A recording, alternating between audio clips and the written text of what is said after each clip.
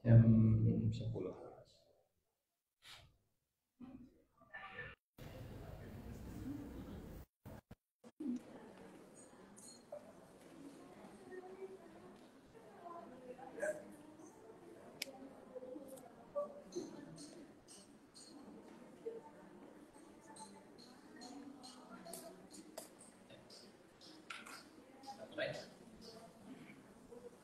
Surat Tur ayat 1 sampai 23. Kita mulai dengan bacaan Quran sama-sama. Bismillahirrahmanirrahim. Assalamualaikum warahmatullahi wabarakatuh. Seperti biasa, sebelum kita mulai, saya baca. Bapak Ibu silakan mengikuti pengumumannya. A'udzu billahi minasy syaithanir rajim.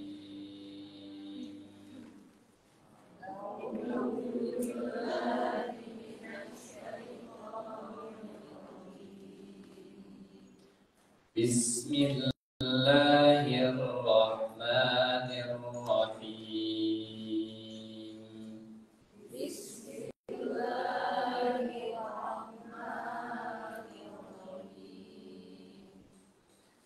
Wat-tur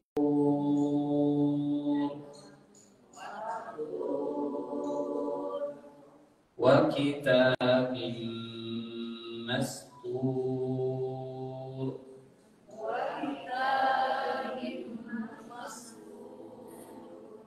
fi raqqin manshur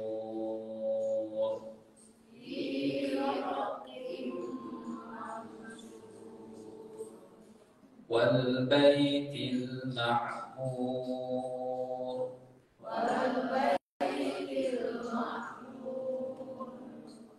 was saqfil marfu'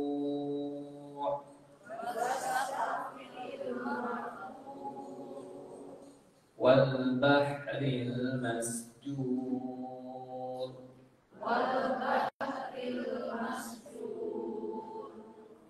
inna 'adzaba rabbika lawaqi'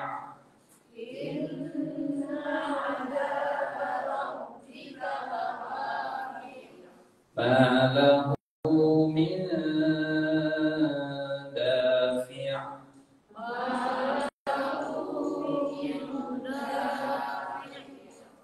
yawma tamurus samaa'u mawra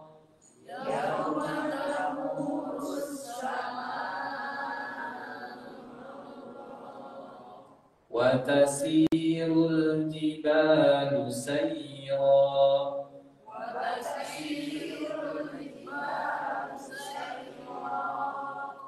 fawailun yawma idzin lil mukazzibin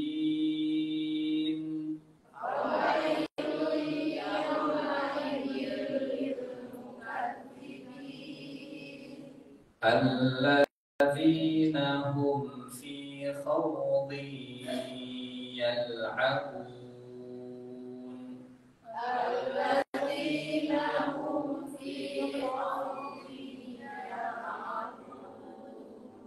yawma yud'auna ila nari jahannama da'a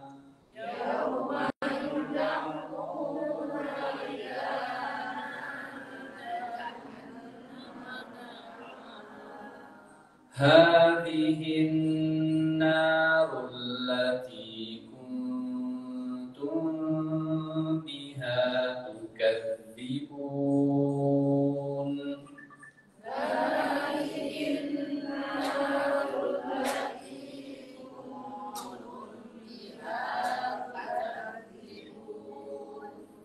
afasihrun hadha am antum la tubsirun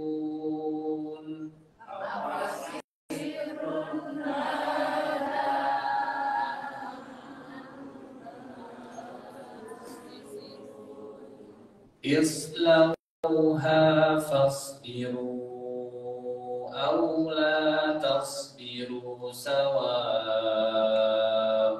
عليكم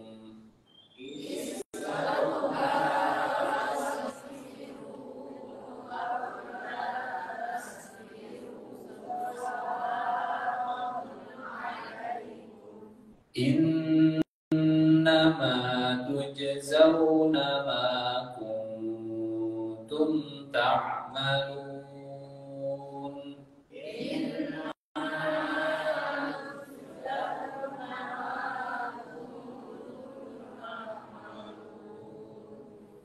إن المتقين في جنات ونعيم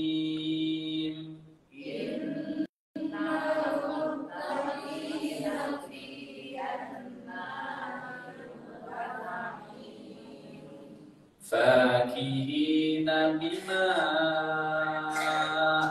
آتاهم ربهم ووقاهم ربهم عذاب الجحيم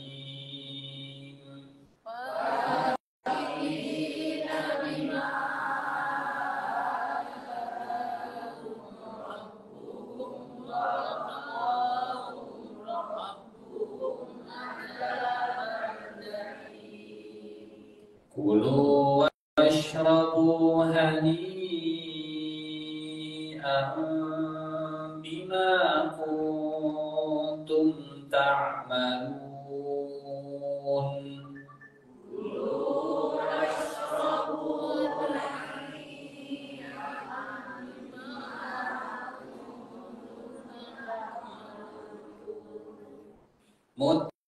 متكئين على سرر مصفوفة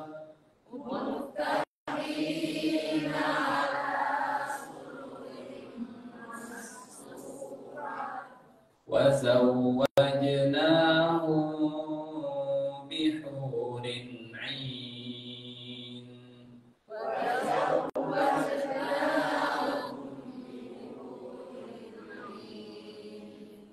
والذين آمنوا واتبعتهم ذريتهم بإيمان ألحقنا بهم ذريتهم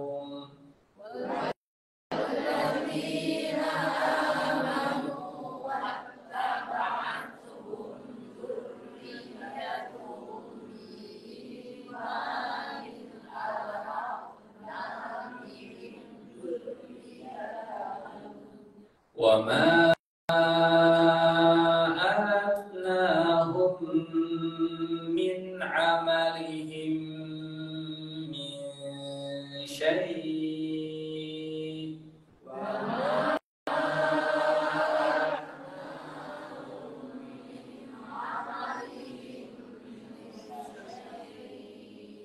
كل امرئ بما كسب رهين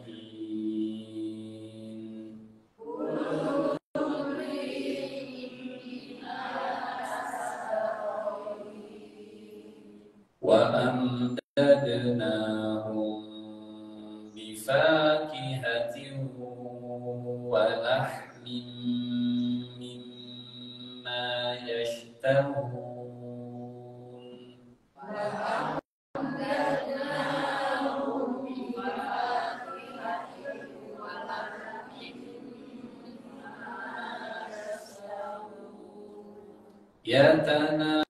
يتنازعون فيها كأسا لا لغو فيها ولا تأثيم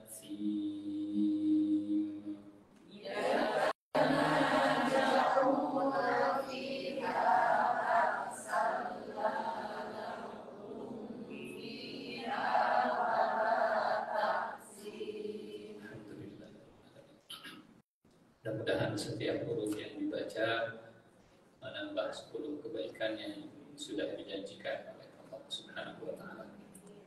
Dan semoga kita mendapatkan hidayah petunjuk dari surat yang kita baca, dan insyaallah surat ini juga yang kita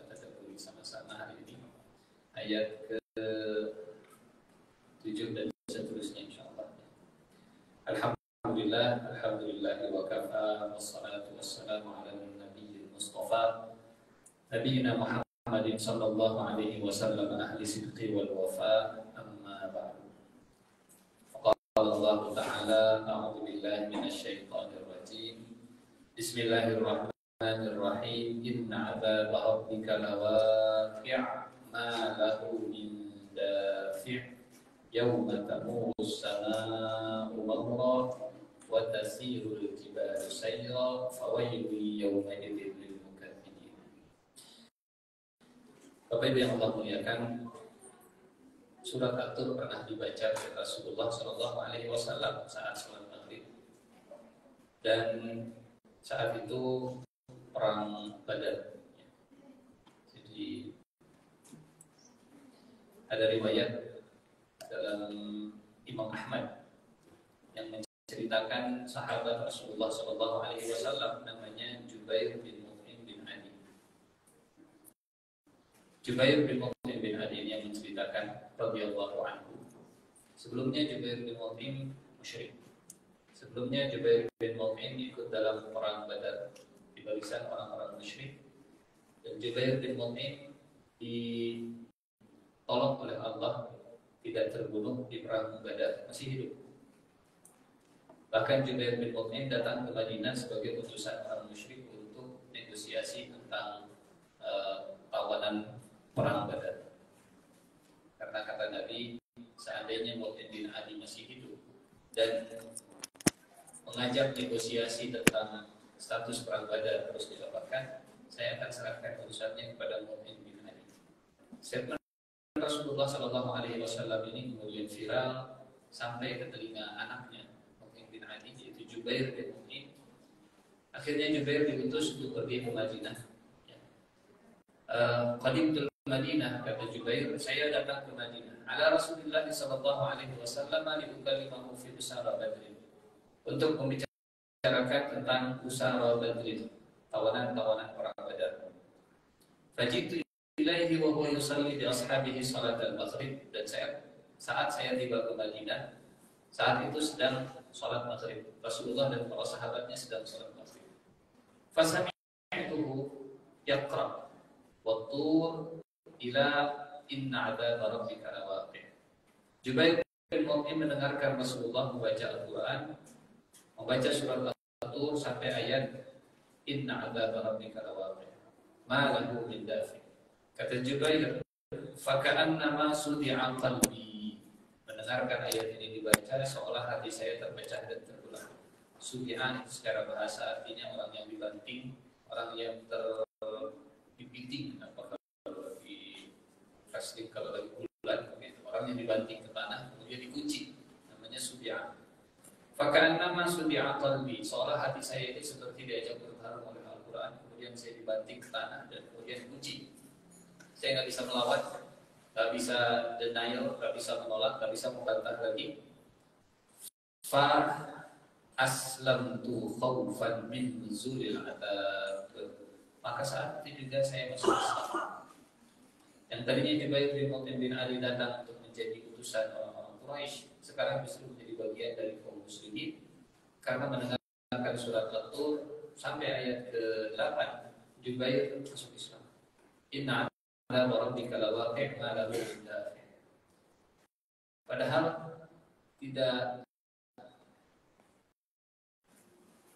mengikuti kajian tafsirnya, cuma mendengar dari sholat, mendengarkan bacaannya, langsung masuk Islam. Artinya memang orang-orang Arab saat itu jarak dengan Al-Quran sangat dekat dari sisi bahasa. Kita pernah cerita level bahasa Arab itu ada berapa tingkat? 4 ya. Kita jaraknya sangat jauh sehingga memang butuh membaca terjemahan, butuh memahami tafsiran, bahkan mengkontemplasi tadabbur. Tapi buat Abu Jahal, untuk Abu Lahab, untuk Jubair bin Mut'im bin Adi, cukup dengan mendengarkan sudah tahu maknanya tanpa harus penjelasan lebih jauh, tanpa harus hadir di kajian tafsir panjang lebar kesana kemari dengan contoh 1,5 jam. Setelah itu ada pertanyaan, tidak ada. Sekali mendengar langsung masuk Islam. Fa aslamtu khaufan min nuzulil adzab. Berinteraksi Jubair bin Mut'im dengan ayat Al-Quran dengan surat At-Tur. Saya masuk Islam karena takut, khaufan itu takut, min nuzulil adzab, takut azab itu langsung turun. Jadi Masya Allah, membaca atau mendengarkan ayat Al-Quran seolah ayat itu ditujukan kepada Jubair bin Mut'im bin Adi. Tentu ya, ayat ini memang bukan untuk orang beriman, karena ayat ini inna azab rabbika lawaqi' ma lahu min dafi' fawailun yawma idzin lil mukadzibin. Ayat ini ditujukan oleh Allah untuk orang-orang yang mendustakan hari akhir, untuk orang-orang yang orang-orang yang tidak percaya dengan hari kiamat. Tapi banyak ayat dalam Al-Quran yang itu tujuannya untuk kita juga. Sehingga di antara kebiasaan salafus saleh dulu, mereka membaca Al-Quran, kemudian ini saya nggak seperti ini kok. Kemudian cari ayat yang lain, oh enggak, ini terlalu tinggi, ini sifat-sifat orang yang sadiqul al-awwalun untuk taklid. Baca lagi ayat Al-Quran, nah ini nih relevan dengan saya. Ini ayat ini sesuai banget dengan kita. Jadi salah satu metode berinteraksi dengan Al-Quran adalah taksis. Taksis itu membaca Al-Quran seolah ayat ini ditujukan untuk kita, seolah Allah sedang berbicara dengan kita. Dan taksis itulah yang menjadi salah satu sebab Allah memberikan hidayah kepada Jubair bin Mut'im bin Adi, kepada Umar bin Khattab. Kita pernah cerita Umar bin Khattab yang dapat hidayah pertama kali itu saat mendengarkan Rasulullah sedang baca Quran lagi sholat. Singkat.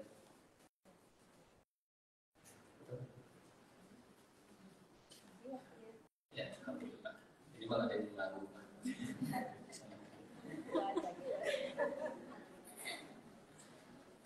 Fa aslamtu khaufan min nuzulil adzab, maka saya masuk Islam karena takut azab itu akan turun saat itu juga.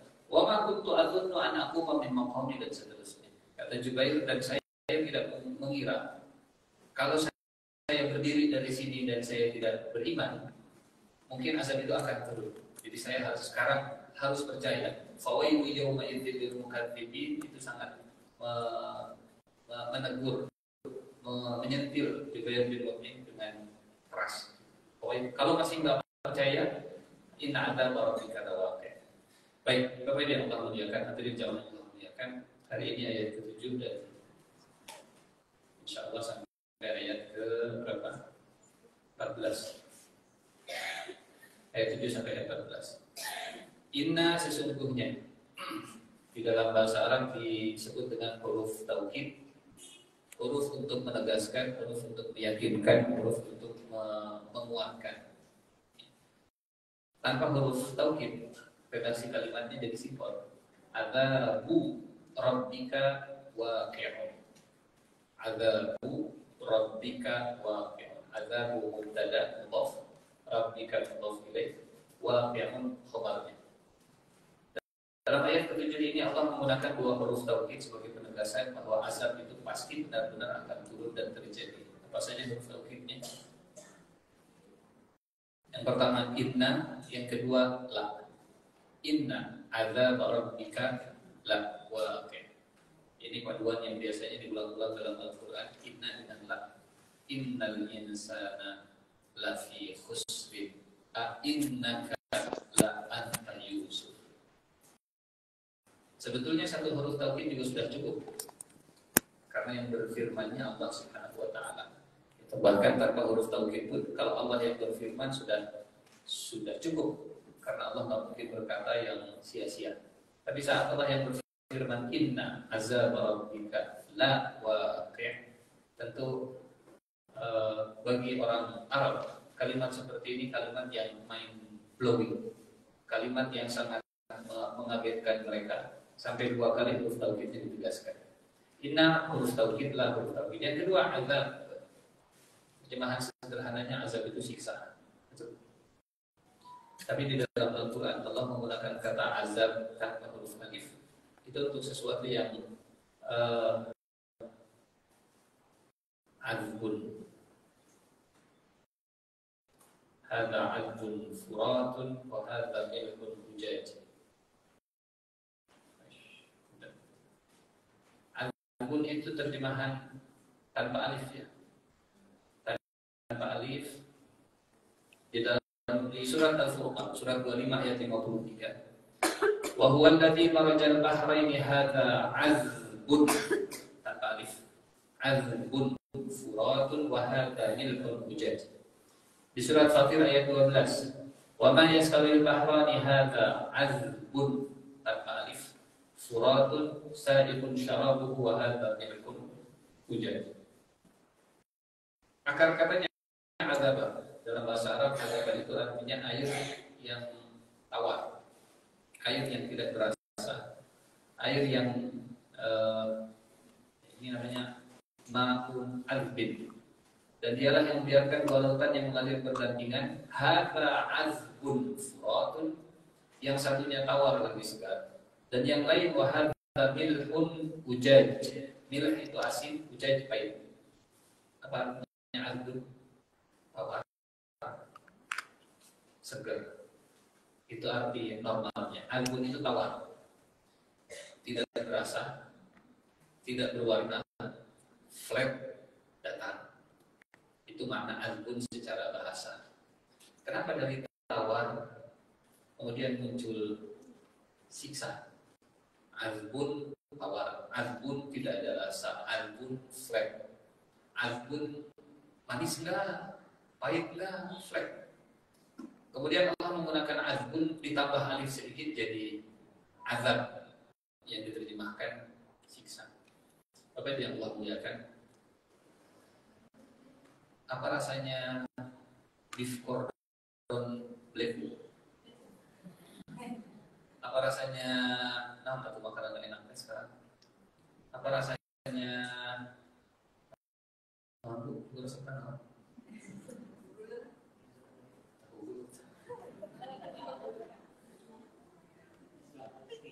Steak. Apa rasanya steak? Enak. Pagi steak, siang steak, malam steak, nyemil steak, setiap jam makan steak. Apa rasanya steak? Biasa. Makan pertama steak, wow, luar biasa. Biasanya kalau perempuan makan enak. Enak. Tapi kalau terlalu over, berlebihan, kenikmatannya, rasa nikmatnya jadi turun. Walaupun steaknya nggak berubah, menunya itu juga, chefnya masih tetap sama, tapi karena lagi dan lagi ada apa rasa yang berkurang. Akhirnya makan steak jadi betul. Yang tadinya nikmat, yang tadinya itu full of flavor, rasanya itu sangat kental, gitu, rasa sangat kuat, tapi karena sering berlebihan, yang nikmat pun jadi tawar, jadi biasa, jadi kurang menarik. Itu namanya azbun. Kadang azab itu datang dari sesuatu yang tadinya nikmat, tapi justru jadi hilang rasa. Uang, kira-kira kalau uang terlalu banyak, mungkin kalau saya tidak tahu kalau konsep diminishing value itu terjadi pada uang atau tidak, tapi sebenarnya bakal terjadi begitu ya. Kalau kebutuhan di sini, uang di sini, mungkin uang itu berharga luar biasa. Kebutuhan di sini, uang di sini berharga. Tapi kebutuhan di sini dan uang itu jauh di atas. Mungkin nilai uang jadi turun, jadi biasa. Tidak dilihat Pak Ustadznya, mereka tidak dilihat bagi sana kita. Tapi umumnya kalau semua nikmat itu di atas batas kebutuhan, over, apa bahasa Qurannya, israf, melampaui batas, musrifin, yang tadinya nikmat itu jadi tawar, jadi datar, jadi biasa, jadi tidak ada rasa sama sekali. Azbun artinya tawar, azabun jadi siksa. Keluarga, hubungan suami dan istri.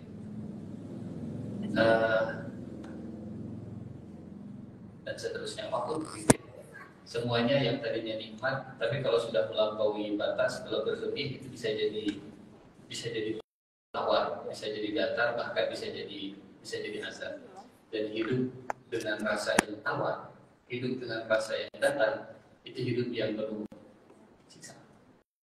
Makanya nggak aneh kalau misalnya ada orang yang milioner, bukan milioner lagi mungkin jet set begitu ya, tapi memilih hidup primo, susah, ingin merasakan hidupnya orang-orang yang di bawah menengah, bukan menengah ke bawah lagi, di bawah kita, karena mungkin mereka nggak merasakan, sudah hilang rasa dengan yang namanya nikmat, padahal sudah diberikan oleh Allah begitu luar biasa. Bapak Ibu mudah-mudahan paham gitu ya. Ada orang yang nyari makan susah, tapi ada orang yang dikasih makanan enak, bos, kasih makanan bos, bos. Ada orang yang nabung pengen jalan-jalan ke pantai, misalnya nanti sampai harus sehari tipe perak bahasa Indonesia, tipe perak ketenawan, mengencangkan ikat pinggangnya supaya bisa nabung, supaya bisa ngajak keluar ke jalan-jalan. Tapi mungkin bagi sebagian yang lain, pantai, bosan. Hanya sekedar itu hotel yang lain, itu hotel yang berbeda. Tapi sebagian kalangan untuk bisa tidur di hotel bintang 7, iya.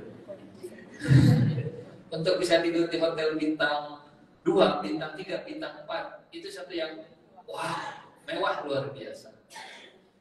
Azab dari kata azbun, azab dari kata tawar, selain datar. Ketika nikmat yang tadinya nikmat yang tadinya itu enak, nikmat yang tadinya itu memikat, menarik dan seterusnya, jadi flat, itulah yang namanya azab. Makanya Allah selalu memberikan batasan dalam makan, dalam minum, wala tusrif, jangan berlebihan. Kamu jangan berlebihan supaya tetap terasa nikmatnya. Supaya bala kecerakan dengan asin pedas dan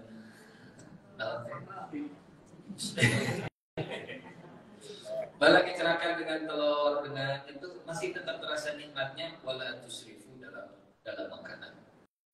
Supaya tetap terasa tidur di kasur yang empuk itu nikmat, wala tusrifu. Bahkan Umar bin Khattab punya tips and trick. Kata Umar bin Khattab, ikhshawshimu fa inna ni'ama la tadum. Ikhshawshimu, berpura-puralah hidup keras. Fa inna ni'ama, karena sesungguhnya nikmat la tadum, tidak akan pernah abadi di dunia. Jadi walaupun bisa punya kendaraannya paling canggih, paling mewah begitu, bisa autopilot, ikhshawshimu, sekali-kali dalam tanda petik turun kasta, sekali-kali pakai kendaraan yang agak bawah. Oh ternyata pakai kendaraan yang itu nikmatnya. Oh ternyata punya mobil itu nikmat. Mungkin hari pertama kita punya mobil yang enak, euforianya luar biasa. Tapi seiring dengan waktu, sebulan, 2 bulan, 1 tahun, 2 tahun, 3 tahun, biasa. Tawar, flat, datar. Padahal kalau melihat orang lain, batu rumah harus naik ojek online, batu rumah harus naik angkot dan seterusnya. Kadang salah satu bentuk azab adalah ketika azbun. Salah satu bentuk azab ketika nikmat itu terasa biasa, tawar, datar, flat. Apa yang terjadi kalau nikmat sudah terasa tawar? Yang terjadi rasa syukurnya juga berkurang. Rasa berterima kasih dan mengapresiasinya juga jadi turun, jadi berkurang. Punya anak itu gimana? Tanyakan ke saudara-saudara kita yang bertahun-tahun punya anak. Tapi setelah punya anak, sholat gitu loh. Anak 1, anak 2, anak 3, anak 4. Excitementnya, rasa wow faktornya itu sudah hilang. Bahkan sudah biasa. Punya anak biasa, betul punya anak. Dan kalau sudah datar, tawar, biasa, khawatirnya malah berubah jadi azbun, akhirnya jadi azabun. Kalau nikmat sudah terasa tawar, kalau nikmat sudah terasa datar, dari azbun, kesananya khawatir jadi azabun. Dari azbun jadi azabun. Handphone, nikmat tidak? Kudu nama, nikmat. Seharusnya teknologi, gadget, internet, kuota, wifi gratis, termasuk wifi dari tetangga. Harusnya itu juga nikmat. Tapi kadang kalau terlalu sering, terbiasa, flat, datar, tawar. Kata Umar bin Khattab, ikhshawshinu fa inna ni'ama la tadu. Berpura-puralah, berlatihlah hidup agak keras sedikit, karena nikmat tidak selamanya akan abadi. Majelis ilmu, nikmat tidak? Duduk di majelis taklim, nikmat tidak? Nikmat. Jangan karena kadang, setiap hari, setiap pekan, rutin, biasa weh. Gitu. Dan yang lain juga punya majelis ilmu, kita juga hadir di majelis taklim, tawar rasanya. Bahkan kajian deh.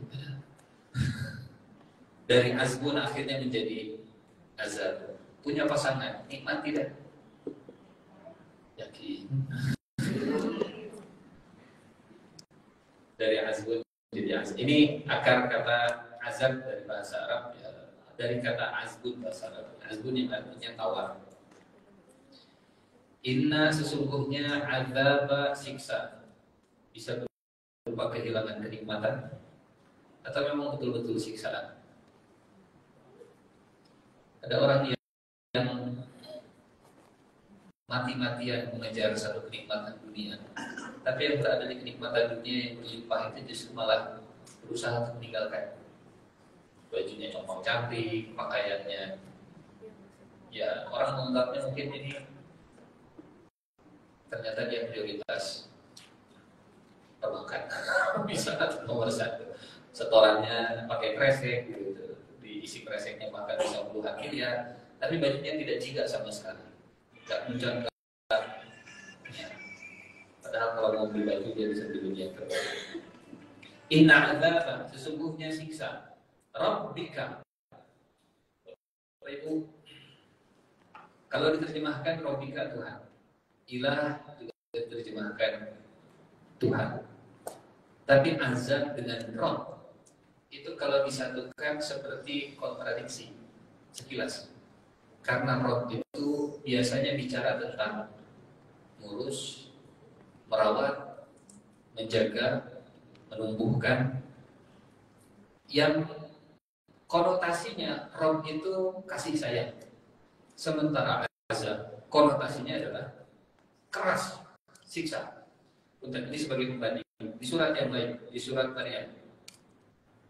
Saat Nabi Ibrahim alaihissalam berdialog dengan bapaknya, Nabi Ibrahim meminta supaya bapaknya meninggalkan berhala. Ayat ke-45 surat Maryam. Perhatikan kalimat yang dipilih oleh Nabi Ibrahim. Sekilas mungkin ini konotasinya bertentangan. Ya abati inni akhafu an yamassaka 'adzabun minar rahman fatakuna lisyaitani waliya. Wahai bapakku, aku khawatir engkau ditimpa azab dari Tuhan yang maha. Kalau azabun minar rahman, asa sekilas begitu ya. Kok azab minar rahman? Kok yang maha pemurah menyiksa?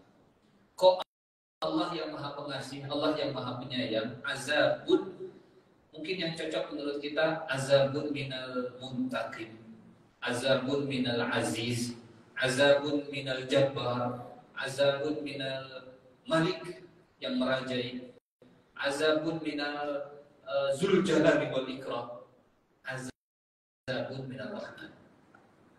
Azab itu tentang siksaan keras, tapi ini rahmat. Sekilas kontradiktif. Sekilas azabun minal rahman sama seperti surat At-Tur. Inna azaba rabbika, azab Rabbmu, azab Tuhan yang menjagamu, merawatmu, menumbuhkanmu, memberi rezeki kepadamu. Rasanya sering kita bahas tentang perbedaan antara ilah dan Rabb gitu ya. Rabb itu tentang memberi. Kalau ilah tentang meminta untuk disembah. Meminta untuk ditaati. Itu namanya ilah. Jadi Allah kasih, wajar kalau setelah itu Allah nyuruh. Betul? Kita misalnya, kita ngasih, wajar kalau setelah itu tolong dong, ini saya kasih. Betul? Ini ilustrasi saja. Rob itu urusannya ngasih. Ilah itu urusannya nyuruh. Kalau ada orang yang pengennya dikasih tapi nggak mau disuruh, ibu misalnya punya pegawai, ini bulanannya, ini bonusnya, ini buat orang tua, ini buat anak. Puntenlah Pak untuk berpantau mereka kali kemahatur juga di SP 7 langsung tanpa pak lari dan seterusnya. Ada yang semua makhluk itu dikasih oleh Allah, semua manusia itu dikasih. Kemudian Allah nyuruh, sembahlah saya, alimah. Terus siapa yang mau disembah? Saya pengen nyembah hawa nafsu saya pengen nyembah akal saya pengen nyembah setan saja. Ada yang ngasih? Ya Allah yang ngasih. Pengen dikasih dari Allah tapi gak pengen disuruh oleh Allah. Inilah orang-orang yang disebut menduakan Allah. Urusan ngasihnya pengen dari Allah, urusan disuruhnya tidak mau disuruh oleh Allah. Inna azaba rabbi, sesungguhnya siksa Rabbmu. Bapak Ibu yang Allah muliakan, kalau Allah menyiksa, kalau Allah menghukum, pasti bukan karena Allah itu ingin berbuat jahat. Karena Allah memilih azab Rabb.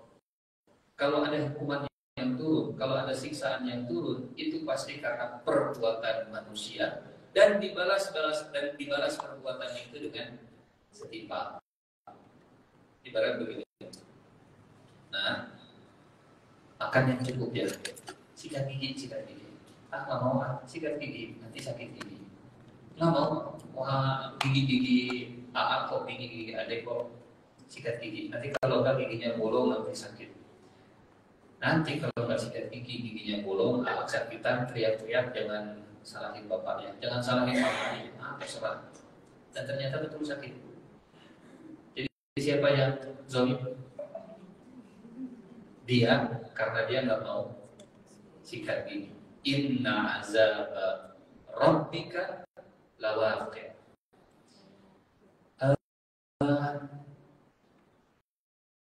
BMKG. Pernah kita bikin ilustrasi ini? BMKG bikin pengumuman, tapi ada orang yang sudah yang teriak-teriak tentang bencana segala macam. Saya nggak mau dengar berita yang negatif, kasih berita yang positif. Karena dia menolak, karena dia mendustakan, akhirnya dia nggak siap-siap, akhirnya dia kena kecelakaan. Siapa yang salah?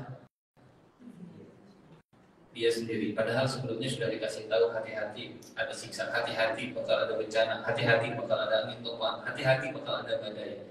Fawailu yawma idzil mukazzibin. Celakalah hari ini yang mendustakan. Inna azab rabbika. Jadi azab dengan Rabb ini untuk menunjukkan bahwa kalau Allah menurunkan siksa bukan karena Allah ingin berbuat jahat kepada mereka, justru karena Allah sudah mengurus mereka, justru karena Allah sudah kasih tahu kepada mereka. Sama seperti surat Maryam, Pak, kalau nanti Allah menyiksa, kalau nanti turun azab, Allah itu maha pengasih, Allah itu maha penyayang, Allah itu maha baik, bukan karena Allah mau menyiksa hambanya bukan karena Allah jahat kepada hamba, tapi pasti karena kita yang berbuat zalim kepada diri kita sendiri. Inni akhafu ayyamassaka azabun minar rahman. Seorang ibu yang penyayang, kemudian anaknya mengalami keburukan, jangan lagi anak itu menyalahkan orang tuanya. Ini konsep azab Rabbi. Yang ketiga, yang kita tadabburi, inna azab rabbika. Rabbu, mu-nya kembali ke siapa? Sesungguhnya azab Tuhanmu, azab Rabbu. Mu-nya kembali ke siapa Bapak Ibu? Mu-nya kembali ke siapa? Saat ayat ini turun, mu-nya itu kembali ke Nabi Muhammad sallallahu alaihi wasallam. Sesungguhnya azab Rabbmu wahai Nabi benar-benar akan turun. Karena ayat ini turunnya di Mekah. Karena ayat ini termasuk surat Makkiyah. Sehingga Allah Subhanahu wa taala ingin menegaskan kepada Nabi Muhammad sallallahu alaihi wasallam, wahai Nabi, Tuhanmu selalu menjagamu, Tuhanmu selalu mengurusmu, Tuhanmu selalu merawatmu. Nanti itu yang mendustakanmu, nanti yang menjelek-jelekanmu, yang selalu menuduh kau ini pendusta, pembohong, gila, sihir dan seterusnya. Biar kami yang mengurus, biar saya yang mengurusnya, kata Allah. Tuhanmu wahai Muhammad yang akan berhadapan dengan mereka langsung. Tugasmu cukup menyampaikan, tugasmu cukup mengajak mereka. Urusan siksa urusan saya. Urusan siksa bukan urusan kau. Inna azab rabbika lawaqi'. Setelah ayat ini turun, justru attitude-nya Rasulullah sallallahu alaihi wasallam khawatir kepada mereka. Khawatir kepada orang-orang Quraisy, khawatir kepada orang-orang musyrik Mekah. Jangan sampai azab turun kepada mereka. Kali. Inna azab rabbika lawaqi'. Jadi attitude-nya Rasulullah setelah ayat ini turun bukan begini. Mana yang disiksa? Jadi ini yang disiksa ke Allah. Justru attitude yang muncul adalah belas kasihan Rasul, kekhawatiran Rasul supaya mereka jangan sampai termasuk orang-orang yang azab rabbika lawaqi'. Meskipun pada akhirnya orang-orang Mekah, banyak orang Mekah yang kemudian tetap mukazzibun, yang tetap mendustakan Rasulullah sallallahu alaihi wasallam.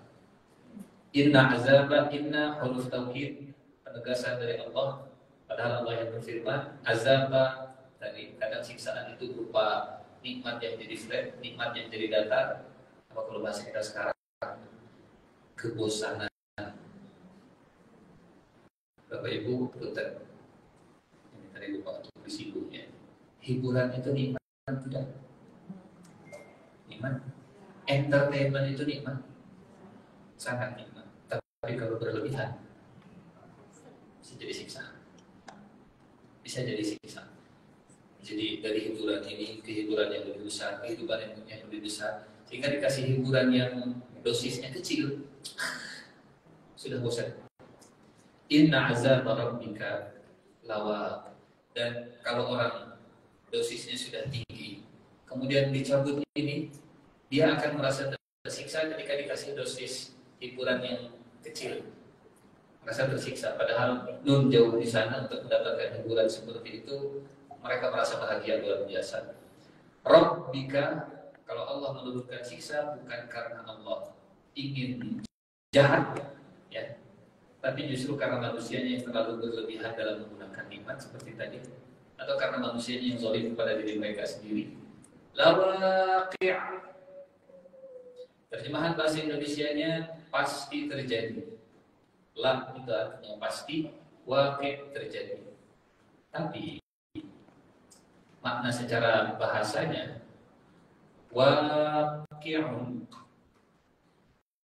digunakan di dalam Al-Quran surat Al-A'raf ayat 171. Waqa'a yaqa'u, itu kalau ada benda berat mau jatuh ke bawah, itu namanya waqa'a.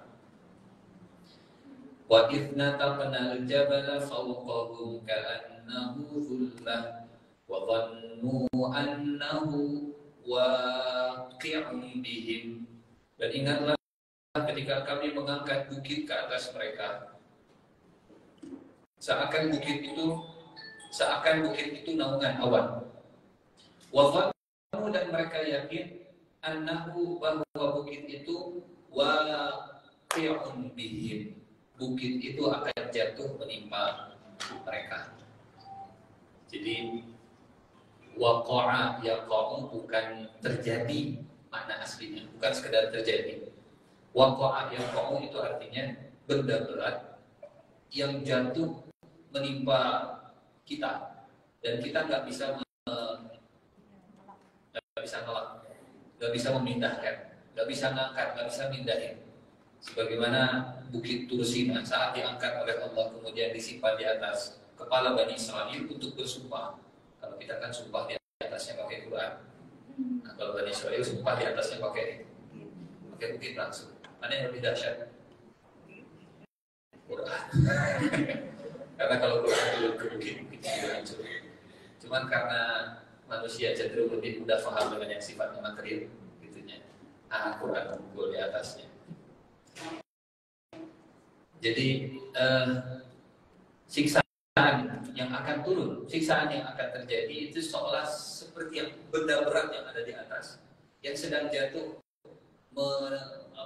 menuju ke bumi. Itu namanya inna azab rabbika lawaqi' ma lahu min dafi'. Kalau ada benda berat yang jatuh menimpa seperti gunung yang mau jatuh ke bawah, ma lahu min dafi', tidak ada yang bisa mencegahnya, tidak ada yang bisa menolaknya, tidak ada yang bisa menghindarkannya. Dafa'a yadfa'u itu artinya mendorong. Dafa'a yadfa'u biasanya digunakan oleh orang yang memutar arus air. Jadi kalau ada arus ke sini kemudian kita pindahkan ke kanan, itu namanya dafa'a yadfa'u. Kalau misalnya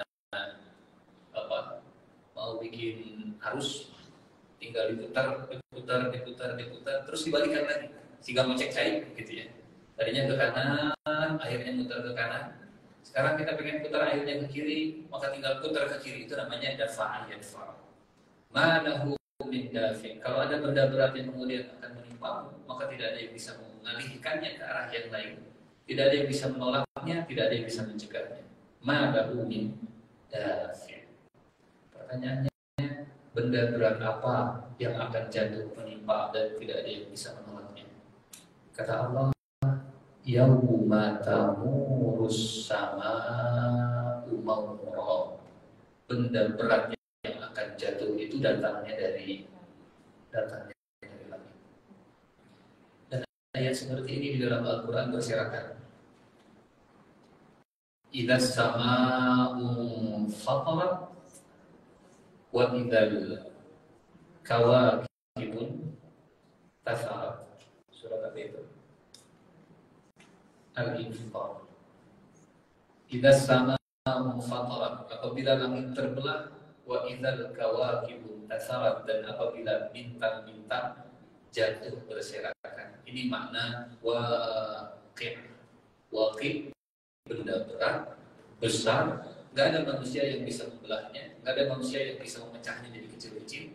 Walaupun misalnya ditembak pakai senjata nuklir, komet mau jatuh ke bumi, kemudian ditembak dari bumi pakai senjata nuklir, sebesar-besarnya senjata nuklir nggak akan bisa mencegah komet yang jatuh tadi.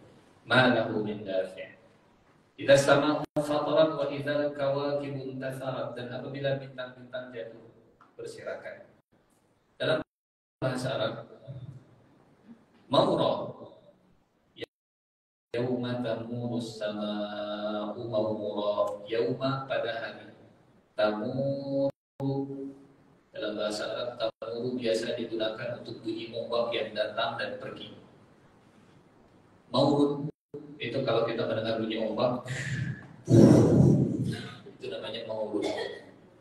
Datang ombaknya kemudian pergi, datang lagi ombaknya kemudian pergi, itu namanya maurud.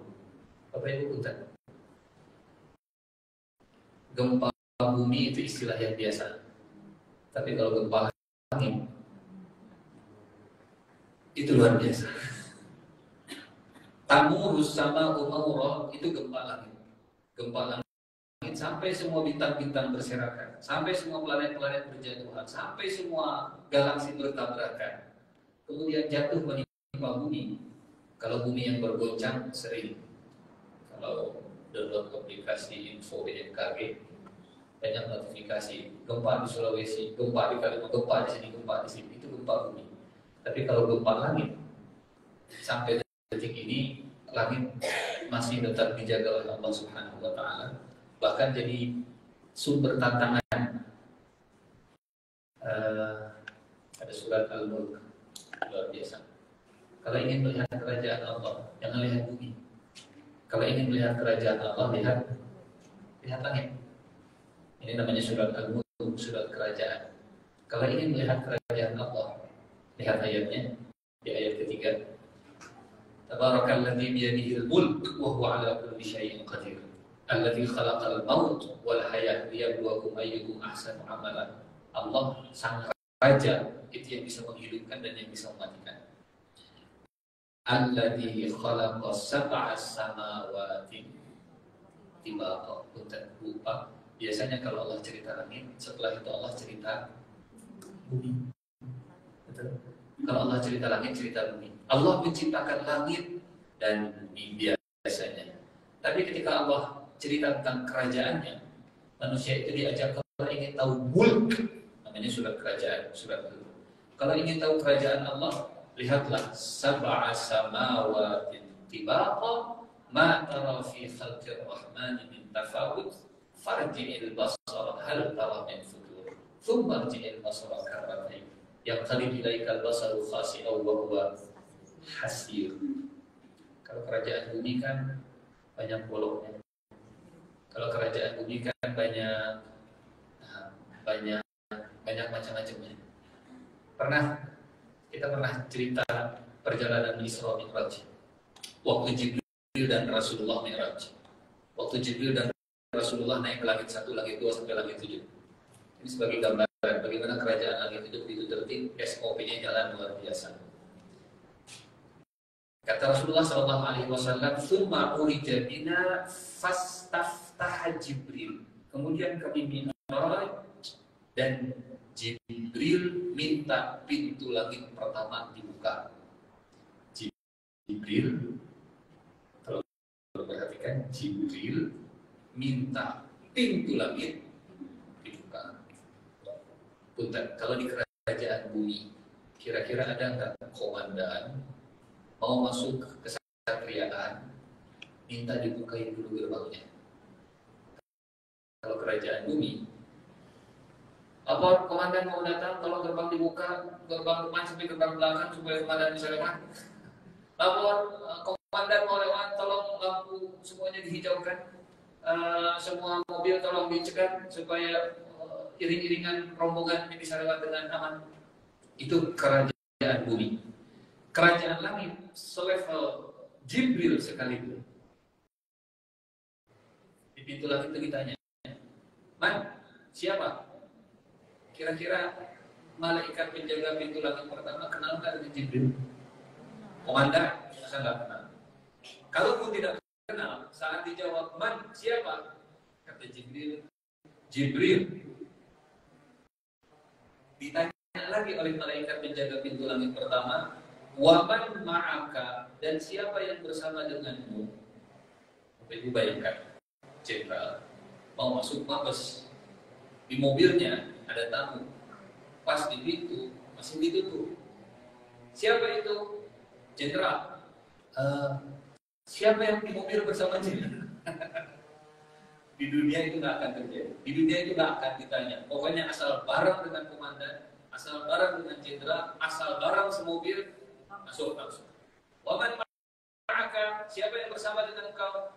Kata Jibril, Muhammad. Kata malaikat penjaga pintu langit pertama, "Awa bu'itsa ilai?" Apakah dia diutus?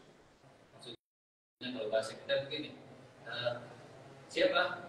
Saya jenderal. Pak jenderal dengan siapa datang ke sini? Ini kawan saya. mohon maaf, ada keperluan apa kawan Pak Jenderal masuk ke kesatriaan ke Mabes? Nah, kerajaan ini nggak akan ditanya seperti itu. Tapi SOP tetap SOP, malaikat tetap menjalankan tugasnya, meskipun yang datang Jibril membawa tamu bernama Muhammad SAW, tetap ditanya. Awa bu'itsa ilaihi? Nah, dia adalah utusan. Maka dibukalah pintu-langit yang pertama. Dan kata Rasulullah SAW, di setiap langit mau masuk ke langit kedua, fastaftah Jibril. Minta dibukakan langit kedua. Kalau di dunia, jalan langit 2, langit 3, langit 4, langit 5, langit 6, langit 7, siap-siap bukakan semua pintu gerbang karena Tuhan dan Jibril mau lewat bersama dengan tamunya. Terima kasih. Masuk. Ini yang Allah firmankan, "Tsumma rji'il basara karratain yang qadib ilaikal basar khasi'an wa huwa hasib." Mencari, ingin melihat pertunjukan kerajaan Allah, baiknya jangan lihat di bumi, tapi lihat ke langit. Lihat, saya langit-langit ini. Lihat ke atas, bagaimana mulknya Allah, bagaimana kerajaan Allah Subhanahu wa Ta'ala. Tapi itu hanya akan terjadi sampai yauma tamurus sama ummaullah. Akan datang hari di mana langit yang tadinya stabil, di mana langit yang tadinya itu berjalan SOP-nya, di mana langit yang begitu luar biasa, shaking, tamur, bergerak dan tidak teratur. Orang Arab kalau menggunakan istilah maut, pertama untuk ombak, bunyi ombak. Yang kedua, maut itu kalau unta bergerak tidak terkendali sampai nabrak orang, nabrak dinding, nabrak tanaman, itu namanya maut. Yauma hari tamuru sama umur, hari ketika langit benar-benar tergoncang. Jadi azab rabbik, peristiwa yang menggemparkan, peristiwa hari kiamat bukan cuma bikin manusia panik, tapi termasuk penghuni langit juga panik. Sampai Rasulullah cerita, para malaikat ketika langit bergoncang, mereka kemudian mengatakan, Subhanaka Rabbi ma'abadnaka haqqa ibadati. Maha suci Engkau ya Allah, kami belum beribadah kepadamu dengan sebenar-benarnya ibadah. Padahal sejak Allah diciptakan sampai kiamat terjadi, kerjanya ada yang sujud-sujud terus, ada yang zikir-zikir terus, ada yang tasbih-tasbih terus, ada yang ruku-ruku terus. Tapi setelah terjadi kiamat dan langit bergoncang, Subhanaka ma'abadnaka haqqa ibadati, subhanak ma'abadnaka haqqa ibadati. Jadi ini bukan peristiwa biasa, bukan sekedar gempa bumi, tapi juga gempa langit. Kalau lampu di atas yang ngegantung kemudian ada banyaknya namanya chandelier, entahlah pokoknya ya. Kemudian gempa, kocak, berjatuhan ke bawah. Kurang lebih gambarannya seperti itu. Wa idzal kawakibun tasar, planet jatuh ke bumi, malahu min dafir. Malahu min dafir, tidak ada seorang pun yang bisa mencegahnya, tidak ada seorang pun yang bisa menolaknya. Yauma tamurus samaa'u mawra wa tasirul jibalu sayra, dan gunung betul-betul berjalan. Tasiru sayra. Bapak Ibu familiar dengan kalimat sirah? Apa itu sirah? Sirah Nabawiyah, perjalanan kenabian. Sayyarah. Apa sayyarah? Mobil yang membawa kita berjalan. Isra, diperjalankan. Jadi itu satu rumpun, satu akar kata. Sin, ya, roh. Sirah, sayyarah, isra, apa lagi? Tasir. Wa tasirul jibalu sayyarah, dan gunung benar-benar berjalan. Berjalannya gunung karena Allah membuat permukaan bumi itu menjadi datar, menjadi rata, membuat laut itu jadi datar, mengubah bentuk bumi yang tadinya berlekuk-lekuk, ada ke atas, ada ke bawah, semuanya ditarik oleh Allah, di stretching, semuanya ditarik oleh Allah sehingga permukaan bumi itu jadi rata. Dan pada mahsyar itu bumi yang diratakan oleh Allah. Padang mahsyar itu tempat kita hari ini. Padang mahsyar itu planet bumi ini. Tapi buminya diubah oleh Allah dengan bentuk yang lain. Ini yang Allah firmankan di surat Yauma tubaddalul ardu ghairal ardi. Hari ketika bumi diganti oleh Allah dengan bumi yang lain. Yauma tubaddalul ardu ghairal ardi was samawati wa barazu lillahil wahidil qahhar. Surat Ibrahim ayat 48. فلا تحسبن الله مخلف وعده رسله إن الله عزيز ذو انتقام يوم تبدل الأرض غير الأرض والسماوات وبرزوا لله الواحد القهار. Karena itu jangan sekali-kali kalian mengira Allah akan menyalahi janjinya kepada Rasul.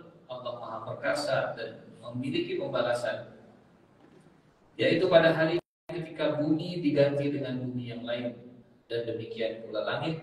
Mereka semua di padang mahsyar berkumpul menghadap kepada Allah yang Maha Esa lagi Maha Perkasa. Jadi di mana padang mahsyar? Di sini. Tercipta dari tanah ini, tinggal di atas tanah ini, mati dikubur di tanah ini, dan dibangkitkan di tanah ini, dikumpulkan juga di tanah ini. Fiha tahyawna wa fiha tamutuna wa minha tukhrajun. Surat apa itu? Di muka bumi kalian hidup, di muka bumi kalian tinggal, dan di muka bumi juga kalian akan dihidupkan kembali. Jadi dari mana kemana kita mencari padang mahsyar? Tidak usah jauh-jauh. Di tanah kita injak, ya, di tanah tempat kita dimakamkan, disinilah padang mahsyar kita. Disinilah tempat kita akan dikumpulkan. Kata Allah kepada Nabi Adam begini, Qala bitu ba'dukum li ba'din adu wa lakum fil ardi mustaqarrun wa mata'un ila hin. Qala fiha tahyawun wa fiha tamutun wa minha tukhrajun. Di bumi itu kamu hidup, dan di bumi itu kamu mati, dan dari bumi itu pula kamu akan dibangkitkan. Jadi antara penjelasan ulama tafsir, di mana kita dimakamkan, disitulah sebetulnya tanah kita diciptakan dulu. Karena di situ. Jadi kalau ibu ternyata dimakamkannya di tanah apa? Mungkin dulunya tercipta dari tanah sengketa. Ada sengketa zaman dulu. Di bumi itu kamu hidup, di bumi itu kamu mati, dan di bumi itu kamu akan dibangkitkan. Ada orang dikuburnya di mana misalnya di tanah suci. Ya, walaupun tinggalnya di sini, dulunya tercipta dari tanah tersebut. Dimakamkan juga di sana dan dibangkitkannya juga dari situ. Jadi tanah tempat dia melebur, tanah saat dia dimakan oleh cacing dan seterusnya, dari tanah itu juga Allah akan membangkitkan orang tersebut. Fiha tahyawna wa fiha tamutuna wa minha tukhrajun. Karena Nabi Adam diciptakan oleh Allah itu dari semua unsur tanah yang ada di muka bumi. Dan tanah juga macam-macam. Ada yang merah, ada yang kering, ada yang beras, ada tanah suci, ada tanah kusir, tanah apa?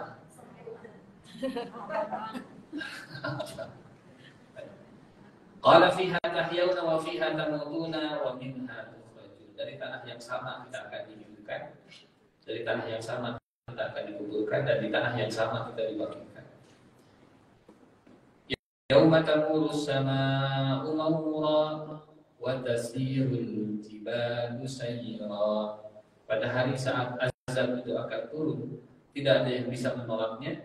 Pada hari itu langit akan bergoncang, gempa langit, dan pada saat itu di muka bumi, satu di langit, dua di bumi. Bagi bangsa Arab, langit dan gunung itu sumber keindahan. Kalau mereka mau apa bahasa kitanya, meromantisasi suasana, mau bikin suasana romantis, mau bilang suasana itu lagi indah dan syahdu, biasanya orang Arab bikin syairnya itu buat cerita tentang langit dan cerita tentang gunung. Karena padang pasir ya. Kalau kita akan cerita tentang sungai yang mengalir begitu indah, cerita tentang kebun-kebun dan seterusnya. Tapi untuk orang padang pasir, untuk orang Arab saat itu, yang indah-indah itu langit dan gunung. Dan dua keindahan yang mereka banggakan selama ini hancur. Yauma tamurus sama'u mawra wa tasirul jibalu sayra. Bentar, ayat ini turunnya di mana? Di Madinah atau di Mekah? Di Mekah. Kalau di Madinah mungkin ceritanya pohon kurma begitu ya. Di Mekah enggak. Ini karena batu, langit, pasir. Jadi Allah menyebutnya tamurus sama'u mawra wa tasirul jibalu sayra. Fawailun yawma idzin lil mukadzibin. Fawailun, maka celakalah. Punten, ini fi'il atau isim? Wailun isim atau fi'il? Kata kerja atau kata benda? Kata benda. Kata kerja. Benda atau kerja? Isim atau fi'il? Di antara tanda isim itu kalau di belakangnya ada tanwin. Wailun, karena kata kerja nggak ada tanwin. Kata kerja itu nggak pernah pakai tanwin. Masjidun, kitabun itu kata benda pasti. Qalamun itu kata benda. Apa sifat kata benda? Tetap, permanen, tidak berubah. Allah menggunakan kata benda yang sifatnya permanen, yang artinya kecelakaan. Apa maknanya? Permanen, kecelakaan bagi mereka yang mendustakan. Wailun, memang kalau diterjemahkan makna permanennya itu nggak capture, gitu ya. Makna bahwa ini tuh isim yang artinya nggak akan berubah-ubah seiring dengan waktu, itu nggak muncul. Tapi saat Allah menggunakan wailun buat bangsa Arab, buat orang yang paham bahasa Arab, dia akan mengatakan ngeri. Gak akan ada perubahan bagi orang yang mendustakan. Mereka akan selamanya berada dalam wailun, kecelakaan. Baik kecelakaan di dunia atau kecelakaan nanti di akhirat. Di beberapa tafsir, ulama tafsir menyebut wailun itu adalah lembah yang bahkan neraka pun takut dengan lembah tersebut. Ada lembah yang paling mengerikan di neraka, namanya lembah Wail. Lembah Wail, lembah yang neraka saja takut dengan lembah tersebut. Kalau ada penjara yang paling keras siksaannya, dan orang penjara saja takut kalau mau masuk ke sana, itu namanya wail. Fawailun. Tapi secara bahasa wailun itu artinya kecelakaan yang besar. Orang Arab kalau misalnya lagi ngobrol, wailullah, celaka kau hari-hari ini. Saya berharap kau akan mengalami kecelakaan, kerugian, kebangkrutan selamanya. Itu namanya wailun. Fawailun yauma idzin, maka celakalah pada hari itu. Hari apa? Apa yang dimaksud dengan hari itu, Bapak Ibu? Hari ketika langit bergoncang, hari ketika gunung bergerak. Pada hari itu pasti ada celaka. Kalau di dunia mungkin sosok seperti Abu Jahal hidup dalam kekuasaan, hidup dengan kekayaan, hidup dengan penghormatan dari lingkungan sekitarnya, mungkin tak kelihatan seperti yang celaka.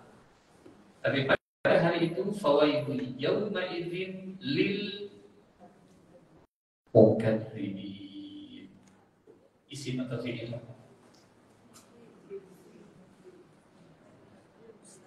Isim. Isim. Mukadzibin fi'il atau isim? Isim. Ini isim. Kalau ada mu di depannya itu biasanya isim. Kalau ya, ta, na itu fi'il. Yukadzibun itu fi'il. Tukadzibun itu fi'il. Nukadzibu itu fi'il. Tapi kalau mukadzibun, mukadzibin, kalau mu itu isim. Yu'minun itu fi'il. Tu'minun itu fi'il. Nu'minu itu fi'il. Tapi kalau mu'minun itu isim. Takfurun fi'il. Takulun, tashrabun, yashrabun itu fi'il. Na, ta, ya itu fi'il. Tapi kalau mim itu fi'il. Muslimun, munafiqun, mujahidun, muqarrabun, muttaqun, munafiqun, munafiqin, muslimin, mujahidin dan seterusnya. Fawailun, maka kecelakaan yang permanenlah. Yauma idzin, kecelakaan yang besar dan permanenlah. Yauma idzin, pada hari itu, lil mukadzibin, bagi orang-orang yang bukan orang-orang yang mendustakan. Orang-orang yang permanen dalam mendustakannya. Tapi yang Allah muliakan, mukadzib itu maknanya ada 3.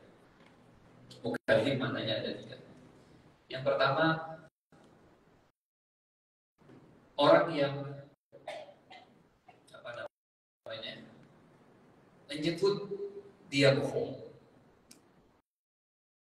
Mukadzib itu menyebut Muhammad pembohong, dan dia mengumumkan kepada orang lain Muhammad memang pembohong. Jadi mukadzib itu dimensinya ada, dia bilang ke Rasulullah bahwa Rasulullah pembohong. Dimensi yang kedua, dia mengumumkan ke banyak orang, Muhammad itu pembohong. Itu mukadzib yang pertama. Mukadzib yang pertama adalah orang yang menyebut Rasulullah pembohong dan dia menyebarkan kemana-mana bahwa Rasulullah adalah seorang pembohong. Mukadzib yang kedua, orang yang menyebut Rasulullah pembohong, tapi dia tidak aktif menyebarkan ke masyarakat, memposting bahwa Muhammad pembohong, bukan tipe influencer. Tapi dia nggak yakin dengan Rasulullah, dia mendustakan Rasulullah Shallallahu Alaihi Wasallam. Saya nggak percaya dengan kewahayan Muhammad. Itu namanya mukadzib juga, walaupun mungkin dia nggak aktif mengumumkan ke orang lain. Yang ketiga, ini mukadzib yang maghdubi alaihim. Sebetulnya dia percaya Rasulullah itu benar, tapi dia keluar-keluar yang lain bahwa Muhammad adalah bohong. Tiga-tiganya sama-sama mukadzib. Tipe yang ketiga ini contohnya adalah ahli kitab. Tipe yang ketiga, mukadzib yang ketiga ini orang yang tahu Rasulullah adalah Rasul, tahu berita yang disampaikan adalah wahyu, percaya bahwa hari kiamat itu nyata. Tapi kemudian dia bilang ke orang lain, jangan percaya Muhammad, jangan percaya. Tapi dalam hati dia percaya, ini benar. Itu juga sama mukadzib.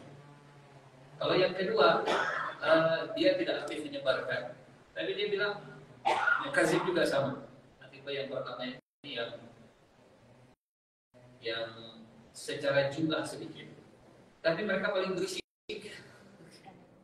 Influencer yang berisik menyebarkan berita bohong tentang Rasulullah, dia membohong. Punten. Mayoritas masyarakat Mekah itu tipe 2. Mayoritas masyarakat Mekah itu orang yang termakan oleh berita dan menyebut ia Muhammad bohong. Tapi mereka yang berikutnya, alladzina hum fi khawdi yal'abun. Itu orang-orang yang bermain-main dalam kebatilan. Ini panjang pembahasannya. Bapak Ibu memuliakan Intinya mukadzib ada 3 tadi, gitu ya. Putar. Siapa yang kita kenal nama orang-orang musyrik yang jadi musuh Rasulullah? Abu Jahal, Sahari, Abu Lahab, siapa lagi? Abu Jahal, bukan, zaman Rasulullah. Abu Jahal, Abu Lahab, Umayyah, siapa lagi? Penduduk Mekah ada berapa orang? Kok yang kita kenal cuma 3 orang. Ini yang paling berisik. Ini yang postingannya paling banyak di-retweet, di-repost, di-forward kemana-mana. Ini yang jadi influencernya. Dia nggak percaya Muhammad, mendustakan Rasul dan memviralkan Rasul seorang pendusta. Mayoritas penduduk Mekah itu nomor 2. Tapi golongan nomor 3 itu munculnya di Madinah. Fawailul yawma idzil lil mukadzibin. Ya Muhammad betul sebagai nabi. Muhammad betul cerita tentang hari kiamat. Terus gimana? Bikin postingan aja, ikuti ajakan Muhammad, sebarkan ke semua orang Muhammad berusaha. Itu juga mukadzib. Bapak yang Allah muliakan, baik mukadzib yang pertama atau mukadzib yang kedua atau mukadzib yang ketiga, semuanya sama-sama wajib. Semua sama-sama salah. Tapi kan dalam hati Allah kan tahu isi hati saya. Walaupun isi hatinya percaya Rasulullah adalah Nabi, wahyu itu benar, hari kiamat itu nyata. Tapi kalau mulut membuat orang tersesat, mulut membuat orang akhirnya terhalang dari kebenaran, judulnya sama-sama mukadzib. Tapi kan Allah melihat isi hati manusia. Betul, Allah melihat hati dan Allah juga melihat perbuatan. Allah melihat hati kita dan Allah melihat perbuatan. Terus kenapa nggak mau terbuka terang-terangan mengakui kebenaran? Apa bedanya dengan Fir'aun? Apa yang membuat Fir'aun baru mengakui kebenaran saat tenggelam? Saat Fir'aun tenggelam, isi hatinya keluar semua. Amantu billadzi amanat bihi Banu Israil wa ana minal muslimin, di surat Yunus ayat 90. Kata Fir'aun saat tenggelam, saya beriman. Hatta idza adrakahul gharq qala amantu annahu la ilaha illalladzi amanat bihi Banu Israil wa ana minal muslimin. Kata Fir'aun di detik-detik terakhir hidupnya, ana minal muslimin. Begitu kan dia, karena hampir tenggelam. Ana minal muslimin. La ilaha illalladzi amanat bihi Banu Israil. Tidak ada yang berhak disembah. Dia mengaku kalau dia bukan Tuhan. Waktu hidup, ana rabbukumul a'la wa 'alimtu lakum min ilahin ghairi. Saya Tuhan kalian yang paling tinggi. Saya tidak kenal ada ilah selain saya.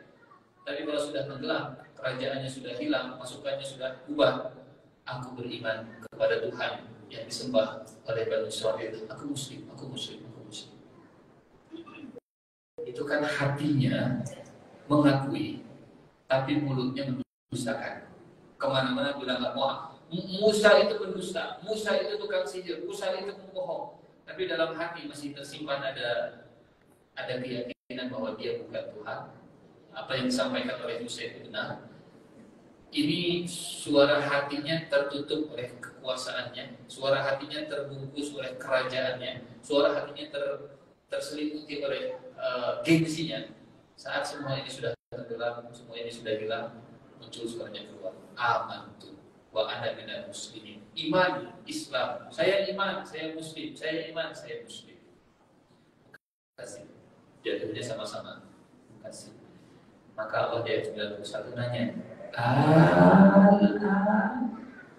karek ayeuna, apakah baru sekarang? Wa qad asaita qablu wa kunta minal mufsidin. Kamari kemana wae kerja. Kamari kemana wae juragan. Kamari maksiat terus-terusan. Nah, muncul pertanyaan begini. Bagaimana mendiagnosa, mendeteksi mukazzib tipe 2 dan tipe 3 ini. Kenapa mereka yang tidak berisik, tapi mereka terseret arus? Atau mereka tahu kebenaran, tapi mereka tak mau mengakui kebenaran. Ini yang akan kita bahas di bulan depan, insya Allah. Ternyata Allah memberikan diagnosanya. Penyebabnya adalah fawailun yawma idzil lil mukadzibin alladzina hum fi khawdin yal'abun. Menyebab mendustakan itu yal'abuna fi khawdin, hidup tanpa tujuan, sehari-harinya hanya bermain-main saja. Tenggelam, khawdin, tenggelam, yal'abun, main-main. Dan ini erat kaitannya dengan tadi azab. Berlebihan dalam entertainmentnya, berlebihan dalam menikmati kehidupan di dunianya tanpa batas, melewati batas, sehingga kehilangan kenikmatan di dunia, kehilangan rasa di dunia, dan mereka makin tenggelam dihisap pasir hisap dunia ini. Makin lama mereka tak bisa lepas. Alladzina hum fi khawdin yal'abun. Ini saja mungkin kajian kita hari ini 3 berayat tadi. 7, 8, 9, 10, 11. 5 ayat surat. Mudah-mudahan jadi ini yang bermanfaat. Sebelum ditutup, barangkali ada yang mau ditanyakan. Maka boleh.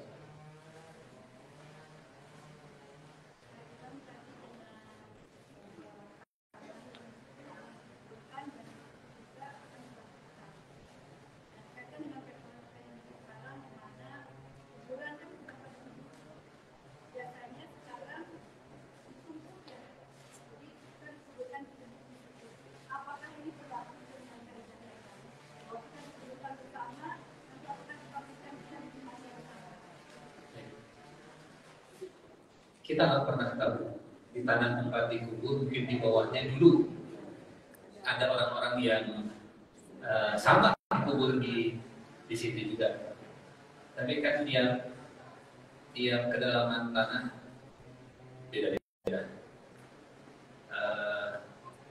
Apa namanya? Saya tidak tahu namanya apa ya. Kayak sedimen, kayak batuan sedimen, ada batuan lawan begitu ya. Sehingga beda kedalaman, beda jenis tanahnya, beda kesuburan tanahnya, beda juga tipe tanahnya, pemanfaatannya juga beda-beda. Kalau memang pakai kaidah yang sama seperti tadi, mungkin dikuburnya di sini, tapi mungkin kedalamannya berbeda, dan sekembar-kembarnya orang, pasti Allah akan memberikan sedikit perbedaan. Salah satunya adalah hukum jari. Apa kita nyebutnya sekarang? Sidik jari. Ini ada ayat yang tadi. Allah menyebutnya badan. Ya. Badan itu artinya sidik jari. Surat Al-Qiyamah ayat ke-4. Kenapa ayat ini? Kenapa ujung jadi sampai di-mention oleh Allah? Ayat sabul insanu allan najma'a 'idhamah bala qadirina 'ala an nusawwiya banana. Bahkan manusia mengira kami tidak bisa mengumpulkan kembali tulang belulangnya. Enggak begitu. Kami sanggup menyusun kembali bana, itu ujung jari. Kalau jari bahasa Arabnya usbu', alif, shad dan ain, pakai shad. Kalau pakai sin, usbu' itu pekan. Kenapa Allah menyinggung ujung jari? Saat Allah kembali menciptakan manusia, ujung jarinya juga kami akan ciptakan. Jadi sekembar-kembarnya orang, walaupun sama dari perut ibu yang sama, ini tanahnya sama, perutnya sama, benihnya sama, satu dari bapak yang sama. Tapi ketika dipisahkan oleh Allah dengan ujung jari yang berbeda, bahkan mungkin irisnya berbeda. Wallahu a'lam bishawab. Boleh jadi walaupun sama tanah itu Allah menciptakan, tapi tidak 100% eta-eta gitu ya. Memang kadang ada kemiripan. Foto si fulan tahun 1800 dengan si fulan sekarang tahun 2020. Nah, asal mirip bentuk wajahnya. Nah, asal mirip Tapi kita punya keyakinan walaupun sekilas sama, walaupun sekilas penampakannya tidak jauh berbeda, tapi kalau ditelisik lebih dalam pasti ada perbedaan. Sama seperti tanahnya juga seperti itu. Yang kemudian kata sasenti kembali biru, yang merata sasenti kembali biru, yang merata luar, misalnya yang merata agak sedikit di bawah. Oh ini mah dimakamkannya masa kuburan masa. Yang satu sebelah sini, Allah lebih tahu setiap jengkal tanah. Dari situlah Allah menciptakan manusia. Wallahu a'lam bishawab. Maka kaitannya dengan kematian. Jadi apakah kita kalau misalkan pasangan bareng terus dimakamkan dalam makam yang sama, apakah nanti dibangkitkan juga di tanah yang sama? Betul. Betul. Jadi Di tempat kita dikuburkan, dari situlah kita akan dibangkitkan. Makanya yang dulu banyak yang ingin dimakamkan di Madinah, ingin dimakamkan di Baqi, karena itu termasuk pemakaman pertama yang akan dibangkitkan oleh Allah nanti di hari kiamat. Jadi fiha tahyauna, fiha tamutuna, wa minha tukhrajun. Di mana dimakamkannya? Di Tasik. Dibangkitkannya yang dirinya kan nih, walaupun akhir kiamat sudah ada, tidak ada lagi nama kota Tasik, sudah ada, tapi di situ di tanah itu persis. Cuman yang tahu pasti Allah, karena kita juga nggak bisa, dan kita juga dibangkitkan. Allah a'lam bishawab.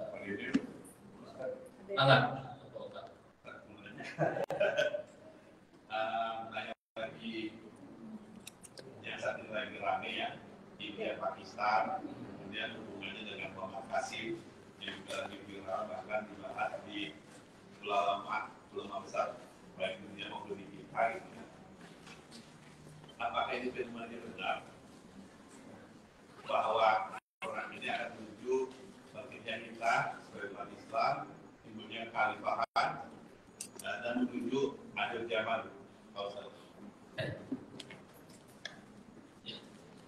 Bismillahirrahmanirrahim. Pertama saya harus declare dulu nih, saya bukan analis luar negeri, bukan pakar luar negeri, tapi lalu berharap perang itu bisa berhenti, bisa mereda. Walaupun kalau betul-betul sudah terjadi seperti sekarang Pakistan India, ya kita mana agak condong Pakistan pastinya gitu ya, sebagai negara yang mayoritas Muslim. Dan memang yang jadi kekhawatiran ini dua negara sama-sama punya senjata nuklir masalahnya gitu ya. Dan backing di masing-masing negaranya yang menjadi backup dari dua negara ini juga superpower di belakang. Pakistan kemarin di backup oleh China, apalagi China punya sejarah dengan Pakistan itu sangat panjang konfliknya sejak zaman dulu, rebutan pengaruh di wilayah sekitar, termasuk gesekan perbatasan antara India dengan China juga sudah luar biasa. Di belakang India dan Amerika. Walaupun India belakangan sudah masuk ke grup BRIC, bisa jadi wallahu a'lam bishawab. Dan dalam politik segala kemungkinan harus dianalisa, gitu ya. Apakah ini salah satu cara India sekarang sudah masuk ke BRIC? Oke, kalau begitu kita hancurkan, bikin provokasi. Kejadian di Kashmir kemarin yang jadi pemantiknya, jadi triggernya. Kemudian tipe Perdana Menteri Modi yang nama Perdana Menterinya yang orangnya terada gampang kepancing. Ini tidak menutup kemungkinan India sekarang jadi dengan Cina, kemudian Cina membackup Pakistan, dan tidak menutup kemungkinan akhirnya nanti Cina yang muncul sebagai penengah antara Pakistan dan India. Apakah ini akan jadi awal dari perang akhir zaman? Sebetulnya sebelum perang juga sudah akhir zaman kita. Cuman apakah akhir zaman akhir bisa? Saya berharap tidak sampai ke perang besar, ya. Kalau sampai perang nuklir, perang dunia, berharap sih mudah-mudahan bisa mereda. Apalagi sekarang, kalau di belakangnya Amerika dan Cina sekarang sudah mulai rada turun, dari perang tarif, perang dagangnya sudah ada kesepakatan, sudah bisa dagang dengan harga yang normal lagi. Mudah-mudahan tensi Pakistan dan India juga bisa turun lagi. Tapi kalau ini terjadi, memang ada hadis kata Nabi, Imam Mahdi akan datang dari timur membawa bendera hitam. Timurnya Madinah, kalau lihat di peta, memang mengarahnya ke daerah Asia Selatan. Kalau dilihat tarik garis lurus timur begitu. Timur itu bisa masuk ke Uni Emirat Arab, Qatar itu juga timur. Riyadh itu juga timur. Tapi kalau ditarik lebih jauh berarti timur itu masuknya Asia Selatan. Kurangnya Tenggaran berarti. Walaupun buat bangsa Arab ya dulu tidak ada istilah Tenggaran, banyak timur. Semua yang ada di sebelah kanan kalau menghadapnya ke utara. Hingga tidak sedikit yang menafsirkan datangnya Imam Mahdi dari wilayah timur ya tidak jauh-jauh dari wilayah Afghanistan, dari wilayah Pakistan. Toh selama ini pejuang Afghanistan dilatihnya juga di Pakistan. Suplai senjata ke Afghanistan saat perang itu masuknya wilayah Pakistan. Makanya Pakistan itu jadi backbone-nya Afghanistan sebetulnya. Jadi supplier supplier senjatanya Afghanistan. Di saat Afghanistan posisi terdesak, baik terdesak oleh Rusia zaman dulu, kemudian oleh Amerika kemarin, backupnya selalu dari Pakistan. Sampai sekarang, salah satu tempat pelatihan pasukan Afghanistan itu di Pakistan. Dan Pakistan punya kekuatan angkatan udaranya terkenal. Hingga kemarin saat tempur antara jetnya Cina yang dipakai oleh Pakistan dengan jetnya Prancis yang dipakai oleh India, itu bisa tumbang. 5 pesawat jet tempurnya India ditembak jatuh. Sehingga pasar sahamnya Cina, industri senjatanya jadi naik langsung saham. Sementara industri Rusia. Dan yang jadi dampaknya itu ke Israel. Karena Mesir itu punya pasokan senjata yang sama seperti Pakistan. Dan Israel punya pasokan senjata yang sama seperti India. Jadi Israel dan Mesir juga sekarang saling pantau. Ini lebih kuat senjata Cina atau senjata Eropa. Karena Mesir dengan Israel juga ya hubungannya love and hate relationship lah gitu ya. Kalau masyarakatnya memang nggak suka dengan Israel, tapi pucuk pimpinannya bisa dikendalikan oleh wallahu a'lam bishawab. Gitu yang saya pahami. Realnya kumaha wallahu a'lam.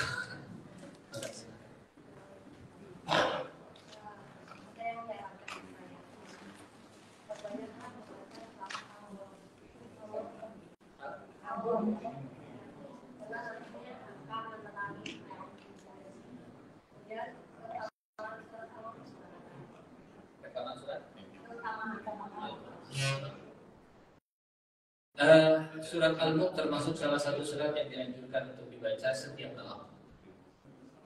Syukur-syukur kalau hafal, karena surat Al-Mulk ini termasuk Rasulullah menyebutnya surat Wiqayah. Wiqayah itu pelindung, menjaga kita dari siksa kubur.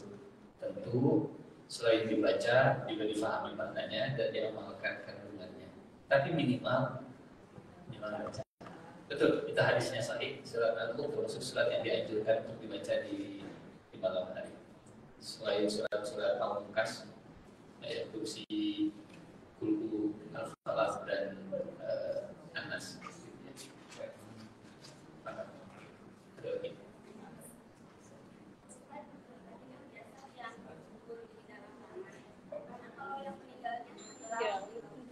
Ya, yang tenggelam di laut nanti dimakan ikan pausnya mati, kemudian tenggelam, terkubur lagi di dalam laut. Berarti tanahnya tanah laut. Pada akhirnya siklus rantai makanan, makan yang paling atas mati dikubur juga. Jadi memang kita ini siklus gitu. Kita makan dari tanah, yang mungkin tanahnya itu nyedot dari nutrisi-nutrisi yang sudah dikurangi oleh cacing. Cacingnya makan manusia. Dulu dinosaurus pipis misalnya, pipisnya masuk ke tanah, difilter oleh tanah, airnya kemudian disedot oleh kita, diminum lagi. Tapi itu yang terjadi. Wallahu a'lam. Bapak Ibu yang memuliakan, sebelum kita tutup, kita sama-sama doakan ada beberapa saudara kita yang insya Allah akan berangkat haji. Ada Naya Bumi Tati insya Allah 29 Mei dan Kang Ahdi alhamdulillah yang berangkat besok depannya. Mudah-mudahan semoga yang akan berangkat haji dilancarkan perjalanan hajinya dan semoga Allah berikan bekal ketakwaan. Zawallahu taqwa. Semoga Allah memberikan bekal ketakwaan. Semoga hajinya mabrur dan semoga pulang ke Indonesia dalam kondisi yang selamat. Kita sama-sama berdoa mudah-mudahan Allah mengijabah doa kita semua. Bismillahirrahmanirrahim. Bismillahirrahmanirrahim.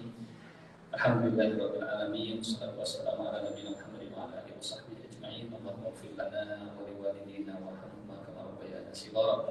Allahumma yassir lana fa innaka ala kulli syai'in qadir. Allahumma yassir wa la tu'assir innaka ala kulli syai'in qadir.